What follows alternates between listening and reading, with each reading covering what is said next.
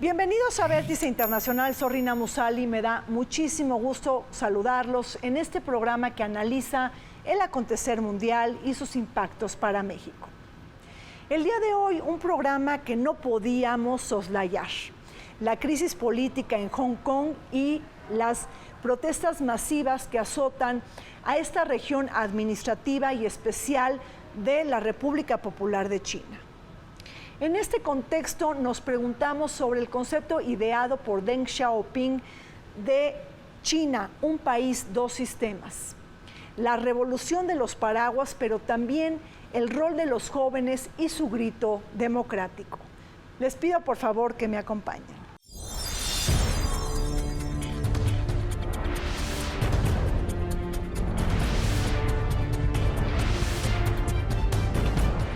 Por su ubicación comercial como puerto natural y ubicación estratégica en Asia, el Reino Unido se apoderó en 1841 de Hong Kong, siendo una de sus colonias británicas.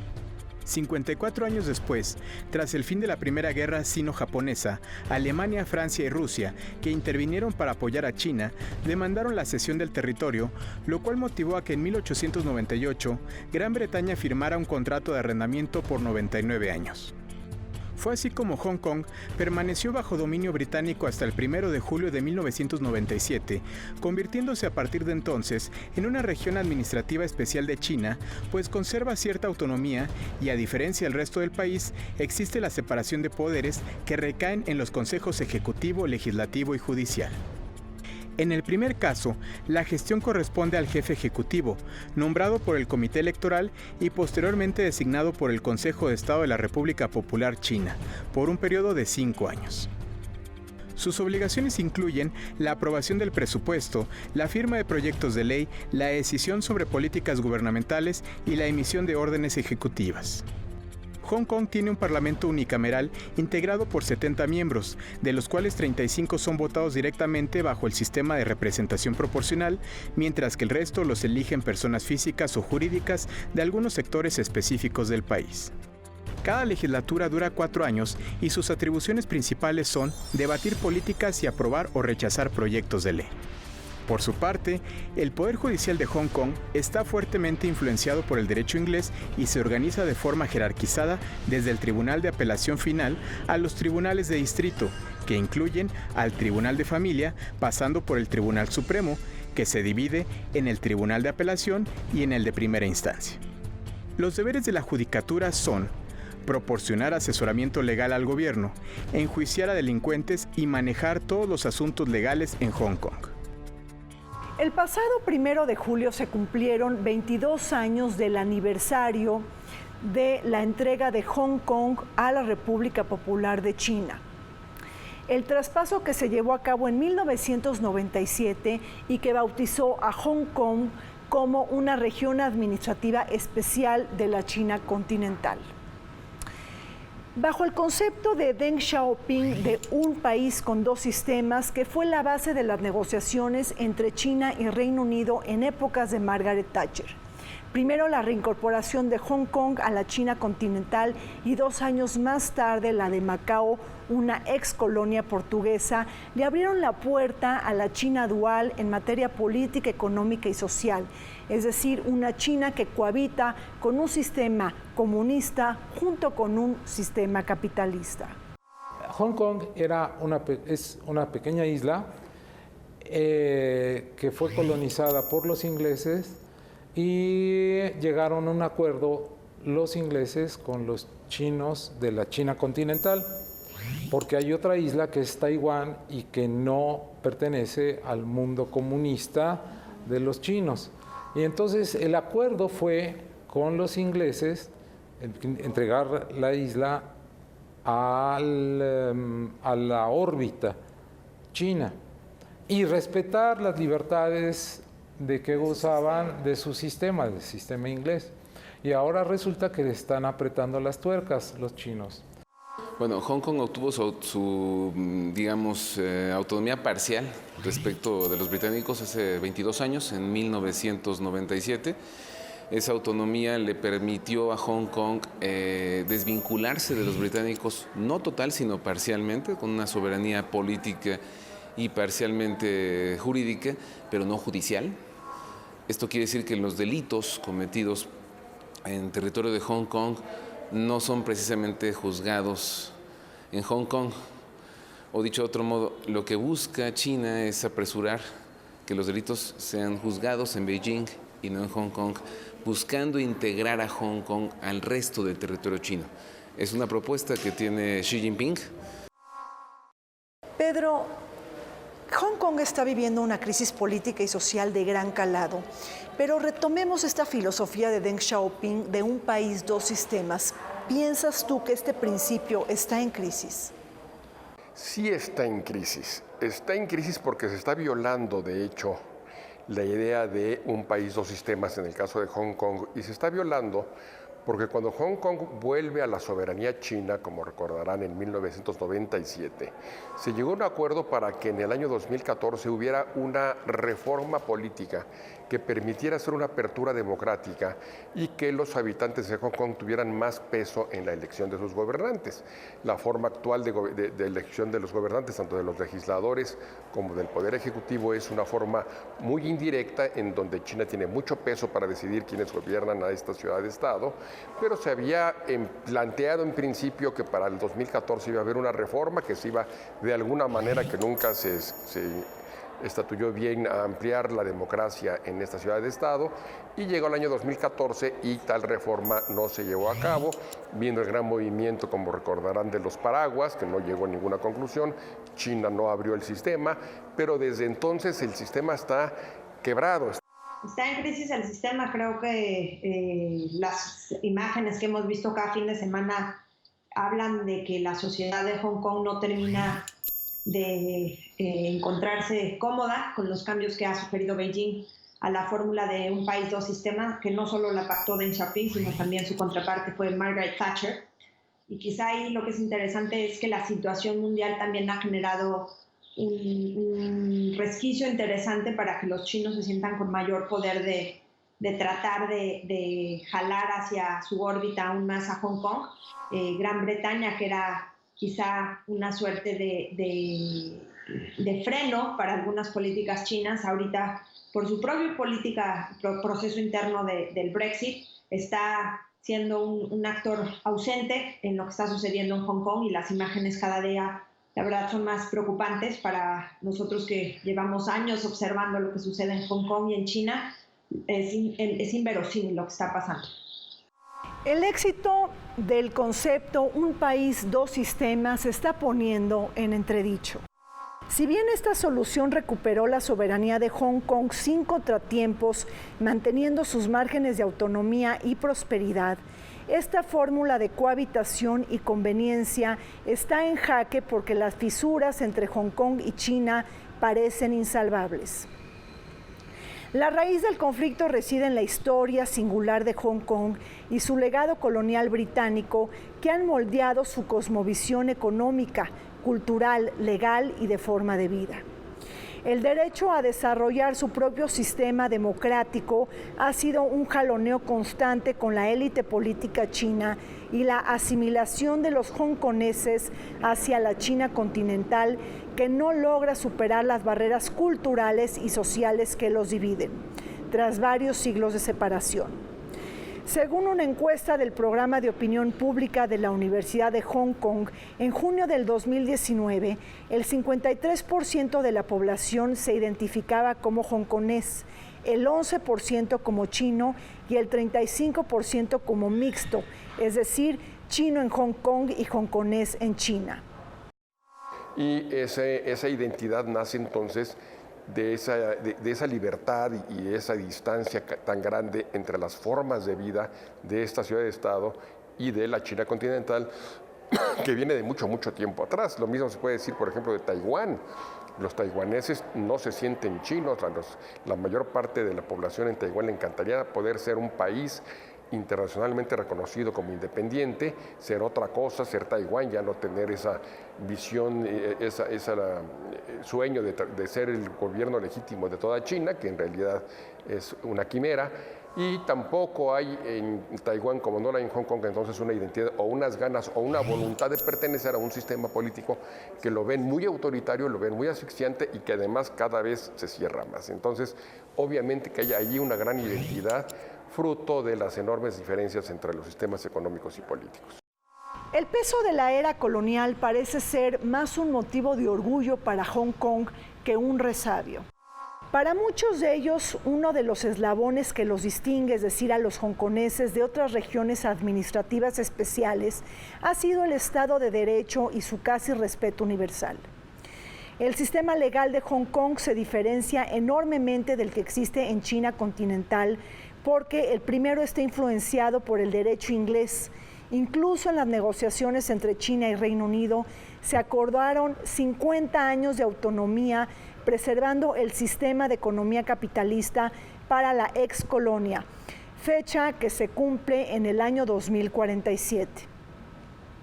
A medida que se acerca esta fecha y no se mira tan lejana, la República Popular de China ya no estará obligada a mantener la autonomía acordada con Reino Unido.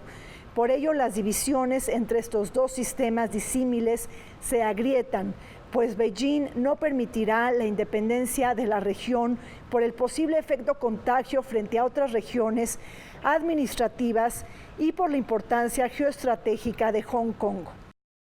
Por más de 150 años, Hong Kong fue una colonia británica y eso quiere decir que tienen reglas, instituciones distintas. El sistema judicial de Hong Kong viene de la ley británica, el sistema civil de carrera también.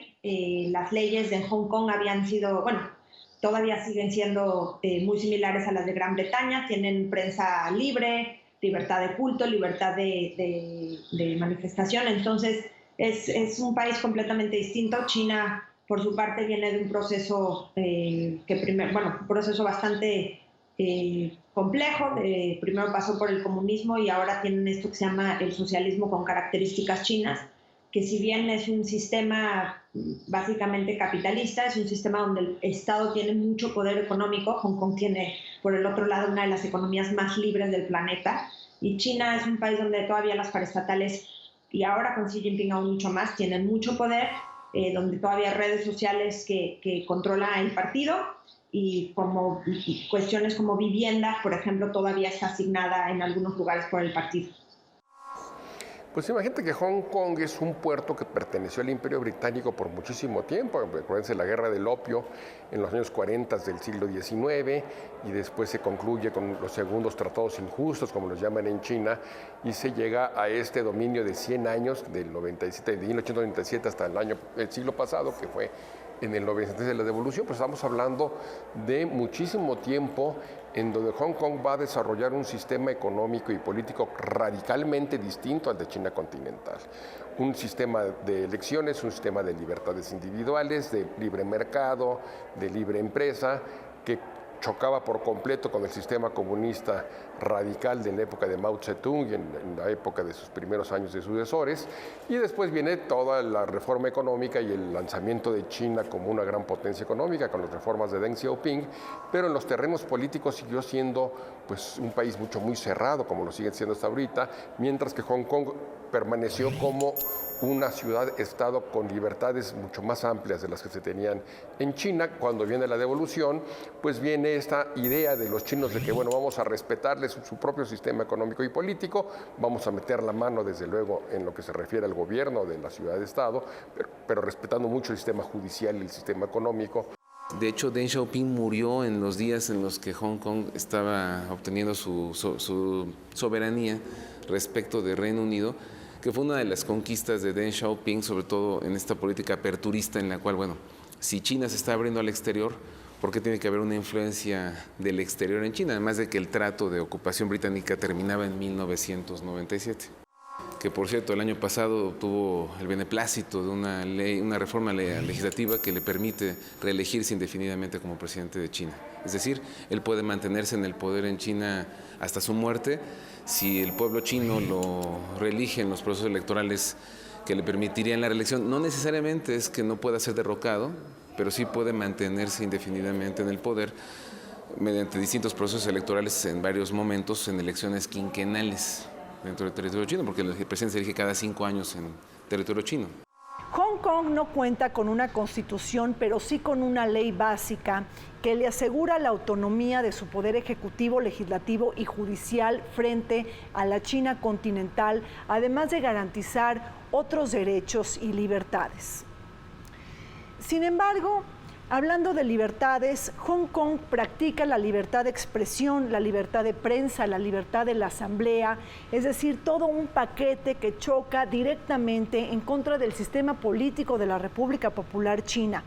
Este último país que de alguna manera busca degradar la vida democrática de Hong Kong a través de sus estrictos estándares de control y de vigilancia. Por otro lado, no podemos perder de vista que Hong Kong tiene que subordinarse hacia la República Popular de China frente a temas tan importantes como la defensa, la diplomacia y la política exterior. Pero ello no ha significado que Hong Kong no pueda generar esquemas de cooperación con otros países, tiene acuerdos firmados en materia económica y financiera y además es un país participante de la OMC y de la PEC.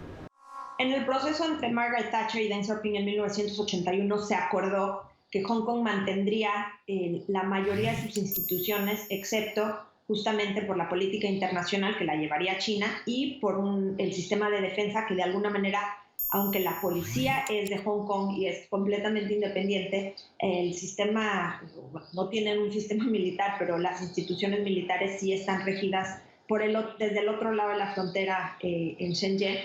En términos económicos, como te mencioné, Hong Kong tiene una de las economías más libres. Me atrevería incluso a decir que si China ha podido tener el despegue que tuvo en los últimos 30 años, es justamente porque se beneficia de este otro sistema que es muy abierto, donde hay acceso a capital muy sencillo, y muchas de las grandes empresas chinas, de las empresas icónicas, en realidad nacieron en Hong Kong. Ese es el caso, por ejemplo, de Lenovo, que fue la que adquirió IBM, las computadoras. Ese es uno de los casos más icónicos, que en realidad estaba registrada en Hong Kong y tenía todas las facilidades justamente para tener acceso a capital y a mercados internacionales. Incluso geográficamente no es tan fácil llegar a Hong Kong desde el resto de China, pero Hong Kong sí permite una comunicación marítima muy intensa con América, por ejemplo, con América del Norte, particularmente con Estados Unidos y con Canadá, y por supuesto también con Sudamérica, particularmente con Chile y con Perú, ¿no? Lo que sucede es que Hong Kong no tiene una constitución deliberadamente, porque la idea de Deng Xiaoping era que Hong Kong dejara de pertenecer a los británicos para pertenecer a China. A partir de ahí se le ha negado, y ha habido hongkoneños que han tenido la postura muy formal de proponer, y lo han intentado, de que haya una constitución de Hong Kong y que se proclame la República de Hong Kong. No Hong Kong chino, República de Hong Kong, sin Hong Kong chino, pero el hecho de que no sea Hong Kong chino es una complicación, o sea, que no diga chino implicaría una desvinculación de China. Precisamente la legislación de Hong Kong le impide esto. Lo que pasa con el tema de la democracia en China es muy complejo, porque mucha gente era muy optimista, a pesar de la matanza de Tiananmen y de todos los temas que hubo el siglo pasado. Se tenía la confianza de que China, evolucionando económicamente, haciendo que una clase media creciera y fuera cada vez más influyente y más importante, pues el sistema se iba a democratizar. Entonces, cuando pensaba uno, bueno, 2047, quizá para entonces China tenga una tendencia natural a la democratización.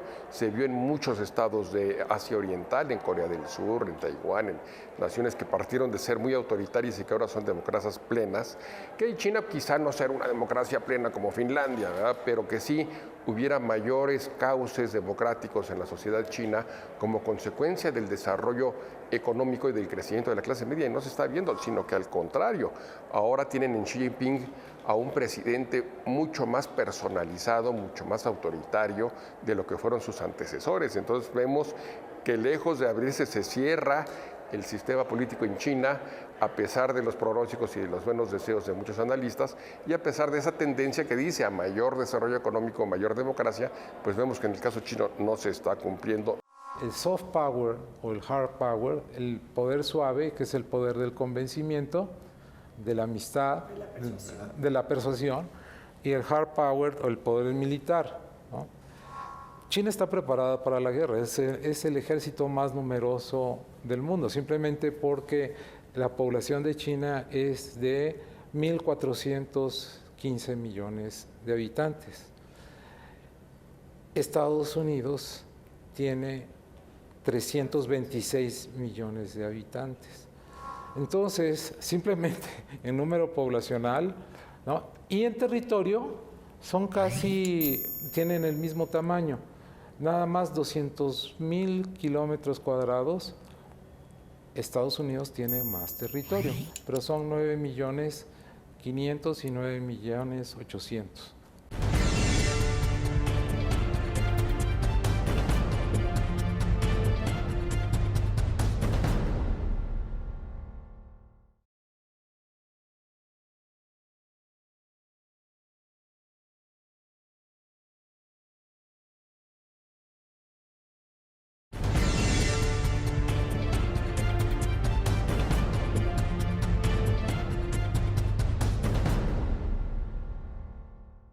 Las relaciones entre China continental y Hong Kong están pasando por momentos difíciles.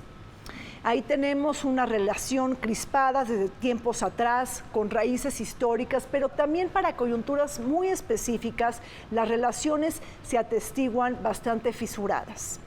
Tenemos el caso, por ejemplo, de Carrie Lam, quien ella es la jefe del Ejecutivo de la ciudad, que por supuesto está respaldada por Beijing y por un comité electoral compuesto por 1.200 miembros, que en su mayoría se presume son simpatizantes de Beijing. Es decir, aunque en el plano formal existe este comité electoral, en realidad quien decide sobre las autoridades hongkonesas es el mismo país asiático, la República Popular de China. Entonces a los hongkoneses les queda claro que no son autónomos en materia política, inclusive sus mismos partidos políticos están formados bajo los intereses económicos y corporativos de defender a sus empresas. Pedro, ¿cómo estás viendo el juego de los partidos políticos en Hong Kong? Hay de centro derecha, hay de centro izquierda, hay también partidos populistas, inclusive hay uno que se llama Primero Hong Kong. Platícanos. Hay dos tipos de organizaciones, sobre todo, las pro-China, que han sido auspiciadas y han sido impulsadas por el gobierno central chino, y en la que militan los hongkoneses que están a favor de la reintegración absoluta china y que han sido aliados históricos de China por mucho tiempo. Inclusive cuando era colonia ya había movimientos pro-China en la ciudad de Estado, y son las que se han organizado para gobernar a Hong Kong bajo los lineamientos de Pekín, de la China continental, y que son los que gobiernan ahora porque no es una democracia plena. Esta constitución local que tiene Hong Kong impide que el Ejecutivo sea electo de una manera directa por los ciudadanos. Es una manera indirecta en la que un colegio electoral decide además sobre candidatos que son designados desde Pekín. Pekín tiene derecho a veto, a quien no le guste no puede entrar en el Ejecutivo de Hong Kong, y entonces son los que acepta Pekín los que pueden participar en el proceso de ser electos en el poder ejecutivo de la isla de Hong Kong. Y el poder legislativo pues también es poco democrático porque solamente un tercio de los representantes en ese poder legislativo son electos directamente por la población. Los partidos en Hong Kong no tienen mucho poder porque el sistema electoral de Hong Kong está en una suerte de colegio electoral donde hay cofradías o grupos empresariales o grupos de profesionistas que eligen quién los va a representar ante el Congreso, la Cámara Legislativa, y en ese sentido no tienen un sistema de partidos como clásicos. La gente en Hong Kong no puede elegir a su líder, por ejemplo.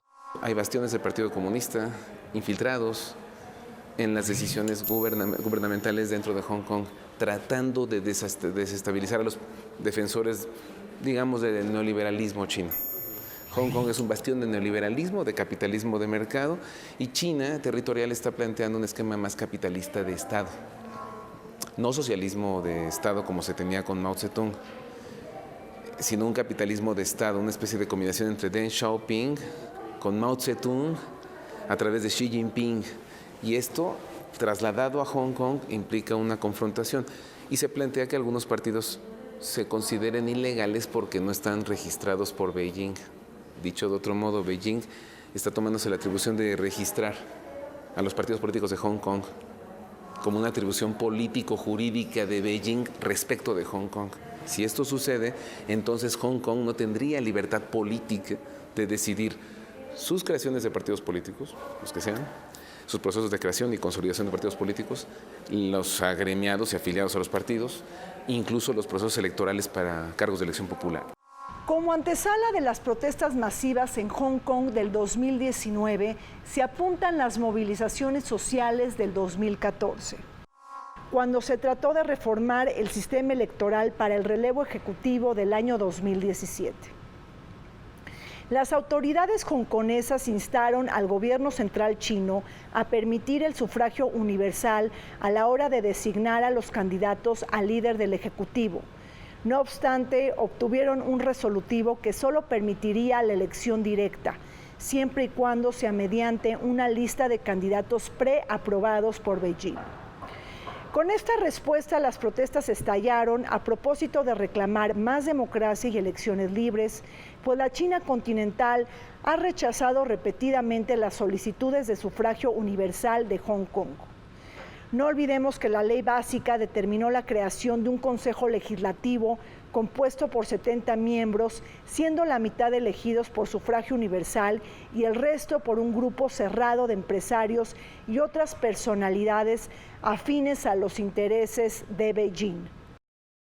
La primera marcha, que fue antes la del 12 de junio, que fue la que captó los reflectores internacionales, la primera marcha de principios de junio era un grupo de empresarios. Era una marcha bastante curiosa porque eran hombres vestidos con traje, un par de mujeres, no muchos la verdad, fue una marcha de más o menos 3,000 personas, gente mucho más grande, gente de 50, 60 años, marchando contra la ley de extradición, que es lo que ha generado todo este revuelo en Hong Kong, que es una ley donde básicamente Beijing tendría el derecho de extraditar a cualquier persona, ya sea hongkonense o cualquier persona internacional, podría ser un mexicano, que pase o que esté en Hong Kong, Beijing podría extraditarlo. Y los empresarios, un grupo bastante conservador de la sociedad, no son estos jóvenes que se están ahorita jugando, no digo la vida porque son balas de pimienta las que están aventando, pero sí hay muchísima violencia en las calles.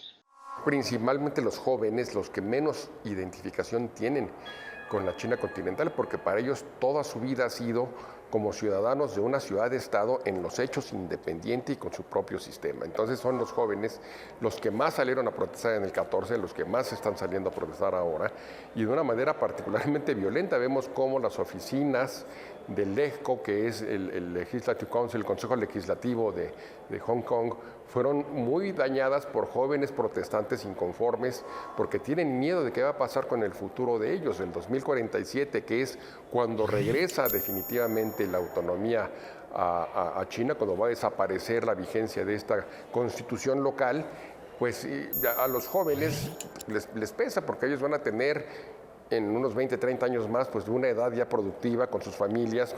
Hay un arquitecto que se llama Vincent Lo que está haciendo cambios importantes tanto en Hong Kong como en Shanghai. Es un arquitecto chino que es más proclive a la estructura económica británica que a la estructura económica china, indudablemente. Y los chinos que viven en Hong Kong se sienten más libres y capaces de desarrollar actividades productivas mejor que los que están en Beijing. Y el poder político en Beijing está cerrando las posibilidades empresariales. Por lo tanto, Hong Kong es como el bastión junto con Shanghai, pero más Hong Kong, de crecer. Además, están las oficinas, insisto, corporativas de HSBC, pero no solamente eso. Hay oficinas de empresas como Huawei, que opera desde Hong Kong con el resto de China. No está necesariamente en Beijing. Huawei opera desde Hong Kong de manera mucho más fuerte que desde Beijing. Por lo tanto, las operaciones de Huawei se ubican y radican más en Hong Kong y obviamente las exportaciones y las importaciones son aprovechando las conexiones portuarias de Hong Kong, parcialmente con Shanghai, que también está un poco separado de China, pero no se siente autónomo, pero también es capitalista, y donde China lo que busca es que estos dos puertos, que por cierto le están ganando terreno al mar, le sean propios políticamente y haya más bien extensiones del gobierno y el gobierno se vuelva dueño de los negocios. En el 2019, Hong Kong volvió a escuchar las voces detrás de la revolución de los paraguas. La excolonia británica que lleva sumida en una crisis política y social de gran calado debido a los enfrentamientos entre policías y jóvenes, estos últimos quienes buscan una mayor apertura democrática.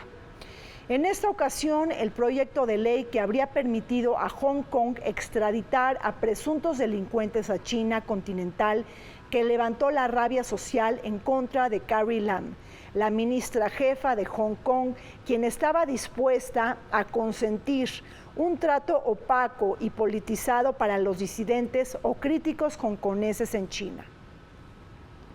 Fue la mayor injerencia de Beijing, la restricción de libertades políticas y otro golpe a la autonomía de Hong Kong, los ingredientes que prendieron los ánimos de 2 millones de manifestantes que mostraron su rechazo el pasado 16 de junio.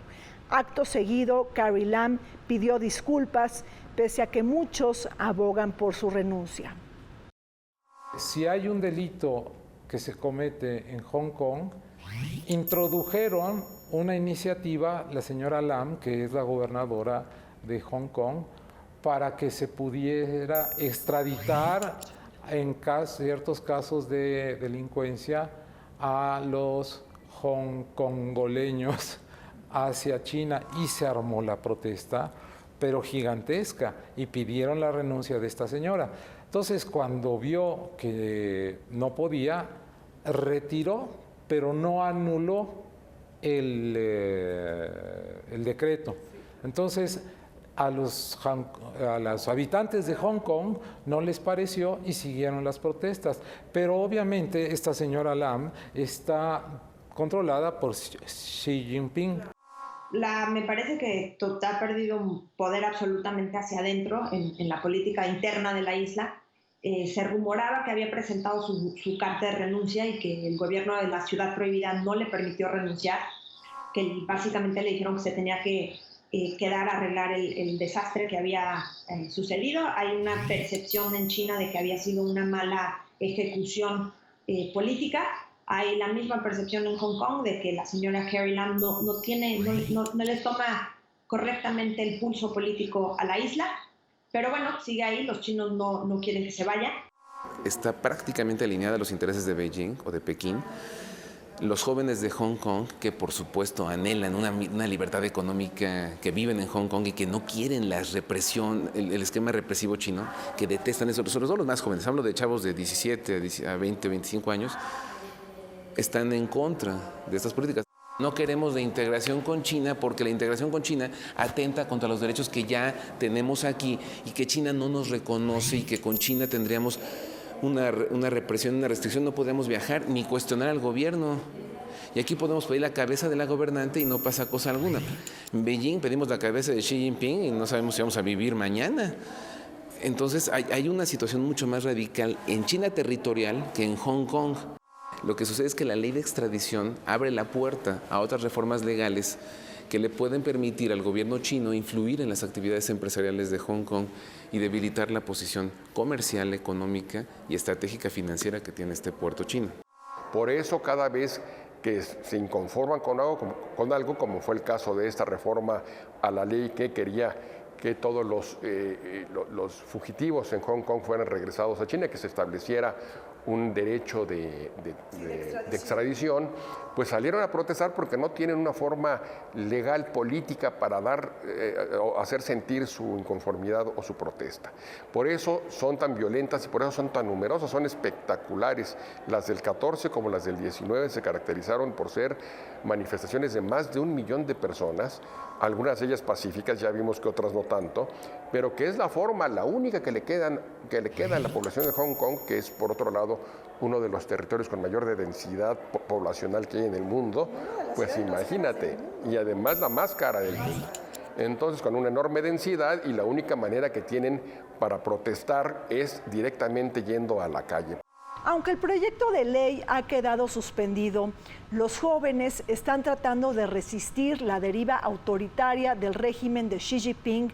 Por ejemplo, tomaron el Parlamento de la ciudad en semanas pasadas. Y es que en estos tiempos convulsos en la relación de Hong Kong y China, también se deja entrever una lección importante.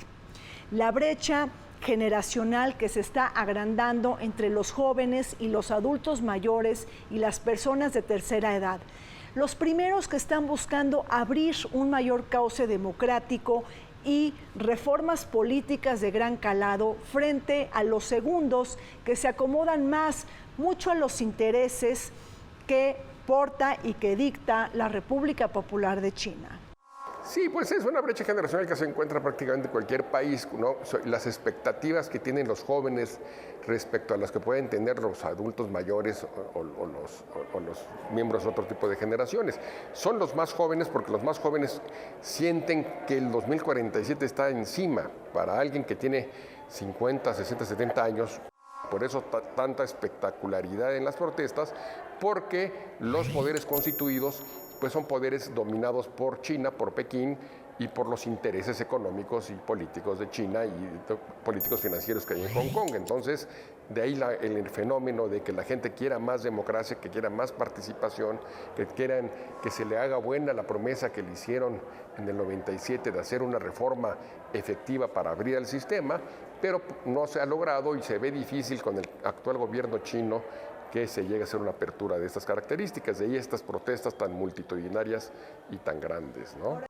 Y es justamente, me parece que las imágenes que estamos viendo, estos jóvenes desenfrenados, jóvenes con mucha molestia, parte de eso justamente es que no hay vías institucionales para que esta juventud, que por primera vez, por cierto, no va a tener los mismos niveles de bienestar que tuvieron sus padres, no hay una manera para que esta juventud demuestre cierto de su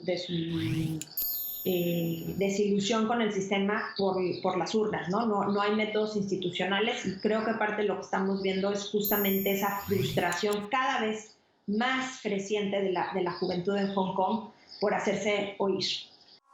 Xi Jinping permitió que se ampliara el número de hijos a 2 hijos, pero Hong Kong permite más, permite 3 o 4 hijos. Lo cual también se contrapone con esto. Y los jóvenes que ya no son hijos únicos, no son herederos de una presión social tan fuerte como lo eran los otros que habían nacido antes, tienen la inquietud no solamente de desarrollarse en Hong Kong, sino de tener la posibilidad de viajar, estudiar tanto en Hong Kong como irse a Estados Unidos, a Canadá o a Europa a estudiar a universidades prestigiosas y de contribuir a su desarrollo profesional, ser empresarios exitosos o lo que sea, y desarrollar sus capacidades en ciertos lugares y obviamente regresar cuantas veces quieran o ir y regresar de Hong Kong, y esto en China no se permite.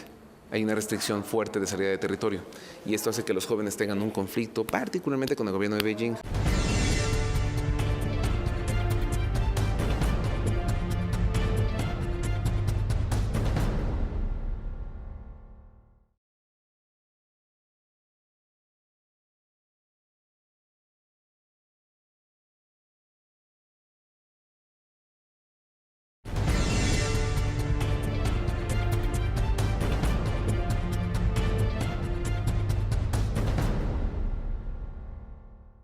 Los jóvenes de Hong Kong están muy limitados en cuanto a derechos políticos y electorales.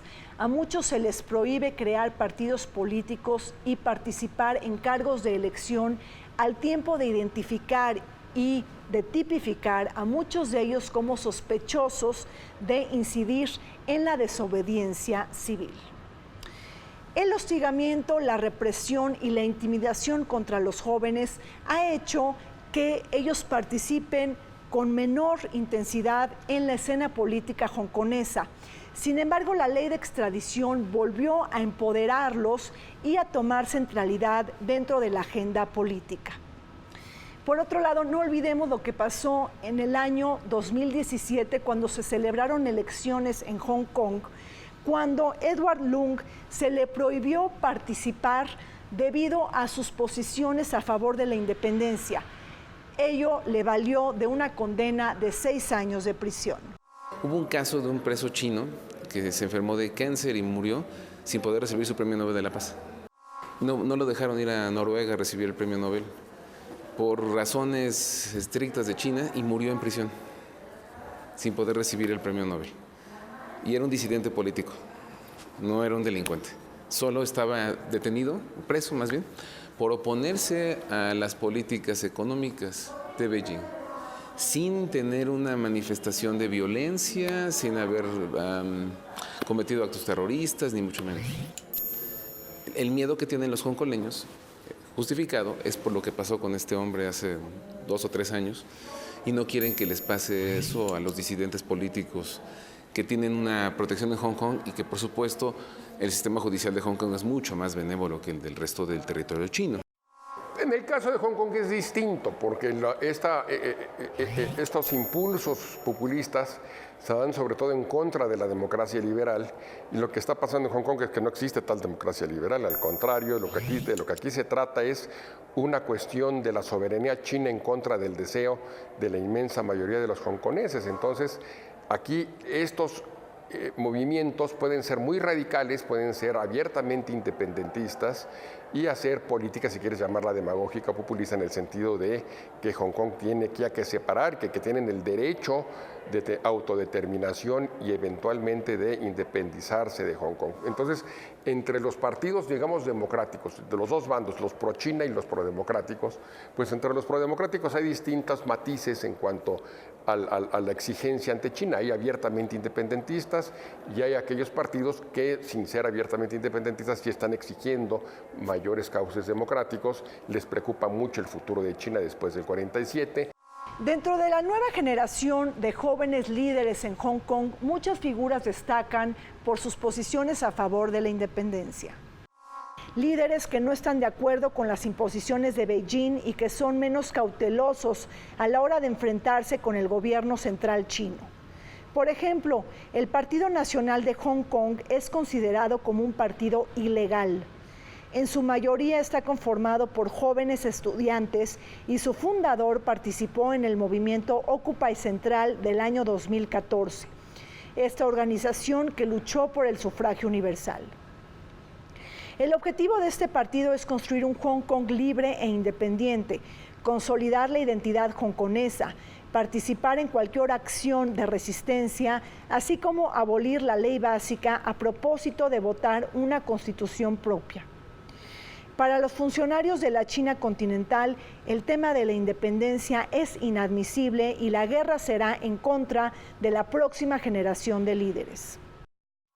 El dirigente principal, por ejemplo, de este partido, que es un joven que participó en las manifestaciones del 14 y que ha reaparecido, es miembro electo del Consejo Legislativo, pero ha sido desconocido como tal. El gobierno también pues, ha robado el derecho de desconocer a legisladores que le parecen demasiado proindependentistas, porque eso se considera en China un delito, en Hong Kong un delito. No puedes hacer manifestaciones o no puedes estar a favor de independizar Hong Kong, y eso hace que el partido proindependencia, o el que es más ruidoso a favor de la ampliación de las libertades en Hong Kong, tenga enormes limitaciones para hacer política en la ciudad-estado. La gente de Hong Kong es extremadamente proclive a un capitalismo de mercado. Ellos ven a las empresas como un asunto fundamental. ¿Qué quiero decir con esto? La autoridad de Hong Kong ha permitido que las empresas participen fuertemente. Ha fomentado las inversiones de HSBC a nivel mundial. Es el banco local del mundo, tiene 180 y tantos años de existencia, es uno de los bancos más antiguos, HSBC, es un banco británico, aunque los headquarters, las oficinas corporativas, están en Hong Kong y en Shanghai. Nada más que Shanghai no se ha separado del todo de China y Hong Kong sí. Otro punto es que hay un buen número de empresas privadas que son mal vistas en Beijing, porque la política de Beijing, por lo menos con Xi Jinping ahora, es recuperar el poder político gubernamental respecto del poder corporativo. Y es algo que en Hong Kong no están de acuerdo, porque tienen una libertad económica que no necesariamente es igual en Beijing. Desde luego es muy distante. Beijing tiene una serie de restricciones económicas que no tiene Hong Kong y obviamente esto le da mucha posibilidad a los inversionistas. El sistema capitalista de Hong Kong está consagrado en la ley básica. Una ciudad cosmopolita en la que habita una importante cantidad de población extranjera. No perdamos de vista que la posición económica ascendente de China está relacionada con la influencia de Hong Kong por la presencia de una economía de libre mercado que potenció las reformas económicas de décadas atrás de la China continental. Hong Kong, considerada la capital financiera de Asia y un enclave bancario de alto vuelo, se ha convertido en una de las ciudades más ricas del mundo, con apertura comercial, baja fiscalidad y una ligera intervención del Estado en la economía. Sin embargo, la matemática del éxito se ha venido desinflando, justamente por el miedo de que China apriete más de la cuenta a su sistema político y judicial. Por ejemplo, muchos inversores buscan mover sus capitales hacia otros lugares, pues no confían en el sistema judicial chino. En Hong Kong hay inversiones de muchos lados del mundo, hay un montón de bancos, es una especie de Dubái, ¿no? O de Islas Caimán, ¿no? Entonces, el problema está en cómo China, ahí estás viendo que China sí se quiere expandir, pero primero van mis profesores, mis instructores, están enseñando el mandarín por todos lados, en África ya se metieron, en América Latina están metidos, en México están metidos, y están aprovechando el aislacionismo y el nacionalismo de Trump para ganarle más terreno, y entonces Trump ahí está en una contradicción. Se encontró con el elefante en el cuarto y dice, ¿y ahora qué hago con esto? El temor que tiene la gente de Hong Kong es que al pertenecer completamente a China, la autonomía de gestión de Hong Kong se pierda por aceptar por completo las disposiciones de Beijing. Pero esté él o quien esté, el problema es que las inversiones de Hong Kong son inversiones de Hong Kong, no de China. El tema es que Hong Kong negocia posiciones desde Hong Kong, no desde China. ¿Qué quiero decir con esto? Las negociaciones las plantea Hong Kong como puerto chino, Hong Kong chino, no como Hong Kong parte de China. La posición es Hong Kong chino y así se plantean como una posición, sí pertenezco a China, pero no totalmente. Es decir, no acepto las disposiciones chinas porque me parecen radicales, en algunos casos retrógradas. Y no solo eso, están en contra de cualquier asomo de Partido Comunista que influya en las decisiones de Hong Kong, porque eso frena las inversiones. Lo que dicen, no maten los chinos a la gallina de los huevos de oro. Si China aceptó los tratados del 97, pues no fue porque tuvieran la buena intención de respetar los derechos políticos y económicos de Hong Kong por buenas gentes, sino porque no querían matar a la gallina de los huevos de oro. Sabían que si hubieran impuesto el dominio político directo a Hong Kong y hubieran puesto muy severas condiciones en el regreso de la Gran Bretaña de esta ciudad-estado, pues los capitales se hubieran hecho hace mucho tiempo y Hong Kong hubiera dejado de ser el gran imán que atrae a inversiones extranjeras por cuantiosas cantidades. Por eso es que China ha tenido mucha paciencia y por eso es que ha cedido esta situación de dos sistemas en un solo país. Ahora la coyuntura es, ya se le está acabando la paciencia a China, ¿de verdad va a cerrar el gobierno de Pekín las libertades económicas y políticas que ha respetado? Yo diría que no. ¿Por qué? Por lo mismo, porque si Hong Kong empieza a perder ese estatus especial que tiene del que goza, seguramente muchos de estos capitales van a buscar otras alternativas y en el sudeste asiático hay muchas alternativas, hay muchos países que están creciendo económicamente de una manera muy interesante. En un momento de ascenso global de China en la esfera internacional, de guerra comercial y tecnológica con Estados Unidos y de los intereses geoestratégicos por seguir avanzando la nueva ruta de la seda, es que la República Popular de China no tiene miramientos sobre lo que está pasando con los jóvenes de Hong Kong, quienes demandan reformas políticas y una mayor apertura democrática.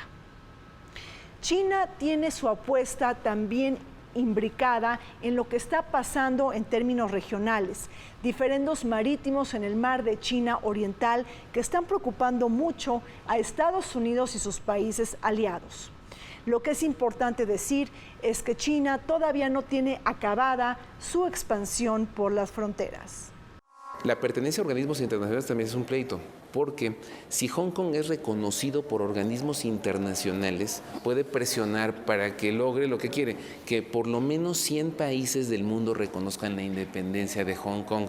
Las protestas sociales lo que son es un aviso de una lucha independentista en Hong Kong que está por venir. Yo pienso que en los próximos 3 o 4 años vamos a tener protestas a favor de la independencia de Hong Kong. Como por cierto Taiwán lo estaría intentando. El problema es que China siente que está perdiendo sus posiciones. Taiwán tampoco es considerado territorio independiente. Taiwán también, y es parte de China. Y es una isla grande, antes era Formosa, y está muy cerca de Hong Kong. Entonces Taiwán también la quieren conservar, y Taiwán ha intentado proclamar su independencia. Y lo que le aterra a Beijing es, bueno, ya tenemos el problema con Taiwán. Ahora Hong Kong, ya nos va a querer separar todos los lugares más importantes donde hay conexiones comerciales. Si esto se le complica la ruta marítima a China y solo le queda la ruta de la seda con Europa. Por lo tanto, le cierra el camino marítimo a China y le abre el camino terrestre para refortalecer la ruta de la seda hacia Europa y utilizar a Rusia como mecanismo. Atacaron el edificio de representación de China en Hong Kong. Y eso, hoy los editoriales en China ya hablan de un tono muy molesto. Hay otra parte de la isla donde se vieron imágenes bastante extrañas de un grupo de porros vestidos con camisetas blancas, golpeando manifestantes o incluso gente que nada más iba a tomar el tren, el metro de regreso a su casa, familias, y los empezaron a agarrar a palos con todo y a perseguir. Hay una sensación en la isla que se está perdiendo la estabilidad, que Carrie Lam no está controlando lo que está pasando, y bueno, son imágenes preocupantes, preocupan también a los mercados. Pero ahora sí que este será un juego de a ver quién tiene más paciencia, si los manifestantes logran mantener los ánimos prendidos, tienen una posibilidad quizá de conseguir algo, pero yo lo dudo mucho. Si algo saben hacer los chinos muy bien es sentarse y esperar. Yo creo que sería un muy mal negocio para China que le cerrara las puertas a Hong Kong. Yo creo que espantaría a mucha inversión que está metida ahí. Y también espantaría, por otro lado, yo creo que debilitaría mucho la imagen de China ante el mundo. Si el actual presidente Xi Jinping sigue atosigando al pueblo de Hong Kong y sigue cerrándole las puertas de una mayor libertad económica y mayor libertad política, pues eso puede perjudicar la imagen de China, y entonces a un país, una gran potencia que está viendo reducir relativamente sus tasas de crecimiento económico con esta guerra comercial también que tiene con Estados Unidos, yo creo que no le conviene para nada desde el punto de vista económico iniciar una política de represión o de cierre de libertades económicas y políticas. Pero por otro lado, el reto que va a tener China es justamente que los movimientos pro democracia, pro independentistas, unos más violentos que otros, van a seguir creciendo con el tiempo. ¿Quién está ganando esta guerra comercial? China. La cuestión es que China sí se va a expandir, pero se está expandiendo económica y culturalmente a través de los institutos Confucio. En el número de julio y agosto de la revista Foreign Affairs viene un artículo sobre China que les recomiendo que lean, en el que dice: el asunto es que China tiene una visión global y tiene perfectamente ubicado en dónde tiene que atacar. Y China tiene el propósito de destruir las democracias en todo el mundo.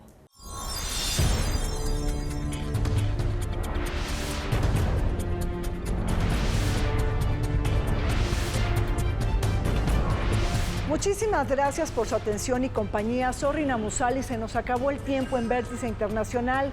Como siempre, les recuerdo que este programa se transmite los martes a las 21 horas y en repetición los sábados a las 7 de la noche. Vértice Internacional, 10 años descifrando el mundo.